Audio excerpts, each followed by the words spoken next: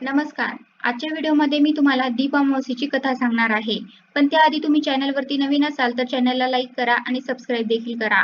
कमेंटमध्ये श्री स्वामी समर्थ किंवा हर हर महादेव लिहायला विसरू नका. हिंदू धर्मात आषाढ महिन्याच्या अमावास्येला दर्श अमावास्या देखील म्हटलं जातं. आषाढ महिन्याचा हा शेवटचा दिवस. या दिवसानंतर श्रावण महिन्याची सुरुवात होते. या दिवशी घरातील दिव्यांची पूजा केली जाते. यामुळे आषाढ महिन्याच्या शेवटच्या दिवशी दीप अमावास्या साजरी केली जाते. यंदा दीप अमावास्या 4 ऑगस्ट म्हणजे रविवारी साजरी होणार आहे. गरुड पुराणानुसार प्रत्येक अमावास्येचे वेगवेगळे महत्त्व आहे. त्याचप्रमाणे आषाढ महिन्यातील अमावास्येला दीपपूजन करण्याचे महत्त्व आहे. या दिवशी घरातील सर्व दिवे, कंदील, निरांजने, समया वगैरे स्वच्छ करतात. दिव्याभोवती रांगोळी घालून ते प्रज्वलित करतात, त्यांची पूजा करतात. हे दीपपूजन केल्याने आपल्या घरामध्ये धनधान्य व माता लक्ष्मीची अखंड कृपा राहते. तिचं अखंड वास्तव्य आपल्या घरामध्ये होत असतं. तसंच या दिवशी कणकेचे गूळ घालून केलेले उकडलेले दिवे किंवा पुरण काढून केलेली दिंड पक्वान म्हणून खातात. एक कणकेच्या दिव्यामध्ये तुपाची वात ठेवून तो देवापुढे ठेवला जातो. आषाढ महिन्यात येणाऱ्या या अमावास्येला काही ठिकाणी पितृतर्पण दिले जाते. या दिवशी पितरांना तर्पण देऊन पूर्णाचा नैवेद्य दाखवतात. पितरांच्या स्मरणार्थ दीप प्रज्वलित करतात. अमावास्येला हा विधी केल्याने पितरांना मुक्ती मिळते असे म्हटले जाते. त्यानंतर दिव्यांची कहाणी ऐकली जाते. आरोग्य व लक्ष्मी यांची फलप्राप्ती यामुळे होते असे धार्मिक ग्रंथात सांगितले आहे. चला जाणून घेऊया दीप अमावास्येची कथा. ऐका दीपकांनो, तुमची कहाणी. आटपाट नगर होते. तिथे एक राजा होता. त्याला एक सून होती. तिने एक दिवशी घरातील पदार्थ स्वतः खाल्ला आणि उंदरांवर आळ आणला. आपल्यावरचा प्रमाद टाळला.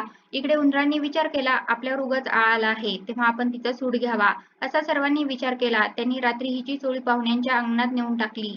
दुसऱ्या दिवशी हिची फजिती झाली. सासूदिरांनी निंदा केली. घरातून तिला घालवून दिली. हिचा रोजचा नियम असे, रोज दिवे घासावे, तेलवात करावी, ते स्वतः लावावे, खडीसाखरेने त्याच्या ज्योती साराव्यात. दिव्यांच्या औसेचे दिवशी त्यांना चांगला नैवेद्य दाखवावा. त्याप्रमाणे ही घरातून निघाल्यावर ते बंद पडले. पुढे या औसेच्या दिवशी राजा शिकार येऊन येत होता. एका झाडाखाली मुक्कामास उतरला.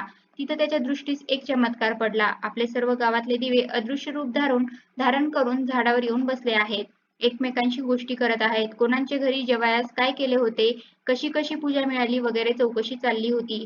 सर्वत्रांनी आपापल्या घरी घडलेली हकीकत सांगितली. त्यांच्या मागून राजाचा घरचा दिवा सांगू लागला, बाबांनो, काय सांगू, यंदा माझ्यासारखं हतभागी कोणीच नाही. मी दरवर्षी सर्व दिव्यात मुख्य असायचा.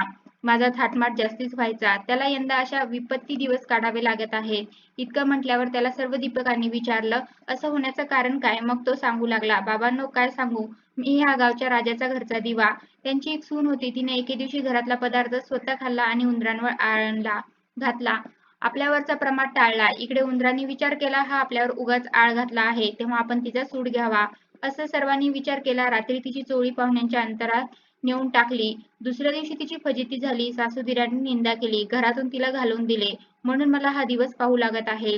ती दरवर्षी माझी मनोभावे पूजा करत असे. जिथं असेल तिथं खुशाल असो असं म्हणून तिला आशीर्वाद दिला. घडलेला प्रकार राजानं श्रवण केला. आपल्या सुनेचा अपराध नाही अशी त्याला खात्री झाली. घरी आला. कोणी प्रत्यक्ष पाहिले असे आहे का म्हणून चौकशी केली. तिला मेना पाठवून घरी आणली. झाल्या गोष्टीची क्षमा मागितली. साऱ्या घरात मुख्य तयारी दिली. ती सुखानं रामराज्य करू लागली. तर जसा तिला दीपक पावला आणि तिच्यावरचा आळ जळला, ही 7 उत्तराची कहाणी 5 उत्तरी सुफळ पूर्ण. या कथेचं केवळ श्रवण केल्याने सुद्धा आपल्यावर असणारी सर्व इडापिडा टळून जाते आणि आपल्यावर माता लक्ष्मीची अखंड कृपाही होत असते. कसा वाटला तुम्हाला माझा आजचा व्हिडिओ? कमेंट करून नक्की सांगा. धन्यवाद.